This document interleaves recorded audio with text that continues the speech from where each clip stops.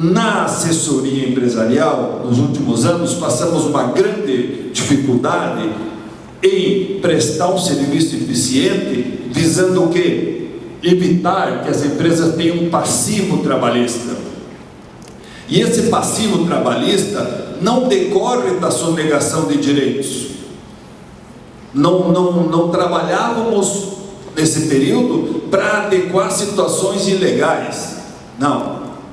O passivo que sempre se temeu nesse período todo é por causa da insegurança jurídica que se vivia até então. Sim, insegurança jurídica, porque a interpretação jurisprudencial mudava de acordo com o vento, para o mesmo tema em questão de poucos anos, se posso falar em anos. Então, se hoje você tinha entendimento que poderia ser tratado dessa forma, logo adiante a interpretação jurisprudencial era de outra maneira. Então, vivia-se uma insegurança jurídica, vivia-se um engessamento nas relações de trabalho, as oportunidades de trabalho eram restringidas, porque não se tinha uma segurança. Então, nós podemos fazer um acordo coletivo de trabalho para prevalecer mais do que a lei? Sim, em partes. O negociado vale mais do que o legislado para determinados tópicos. Isso está lá nos artigos 611, que diz o que pode e o que não pode. Então não é uma porta aberta para suprimir direitos ou para abusividades de direito. Está escrito lá, a convenção coletiva e acordo tem prevalência sobre a lei quando? Daí tem um rol de situações que diz quando o negociado pode prevalecer mais do que o legislado.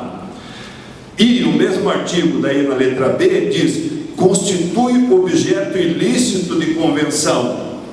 Então o artigo 611 estabelece aquilo que pode ser negociado, para valer mais do que a lei, não do que a Constituição. Mais do que a Constituição, nada, mas mais do que a própria legislação. E o 611B diz que há situações que não podem, que são ilícitas, que não podem ser negociadas. Então está regulamentado. E sobre esse tema, evidentemente que dentro da própria magistratura trabalhista essa divergência, eu vou me valer de alguns pronunciamentos do ministro Ives Grande, então presidente do Tribunal Superior do Trabalho, que em várias oportunidades se manifestou sobre o tema. Alguma das pequenas passagens, ele diz assim: a CLT estava defasada e possuía lacunas por conta das novas formas de contratação, novas tecnologias e novas problemáticas. Lembra quando falamos no início que o direito caminha depois da sociedade? Então, o próprio presidente à época do tribunal reconhece que estava defasada, em razão do quê? Do que acontecia na prática. Alguém não parou e pensou: vamos criar terceirização, vamos criar o trabalho autônomo. Isso já existia, sempre nos últimos tempos, menos regulamentado, e aí gerava insegurança jurídica porque não estava regulamentado. E daí, quando ia para uma discussão sobre o enfoque da justiça do trabalho, a interpretação, via de regra, levava sempre para a relação do trabalho. O direito do trabalho agora sim está tendo uma densificação das suas normas, especificação maior. Era preciso realmente suprir tantas lacunas que a CLT tinha. Bom, resumindo então o que o ministro diz, ele diz assim, encerra dizendo assim: vamos negociar, produzir e investir sem medo de ser feliz.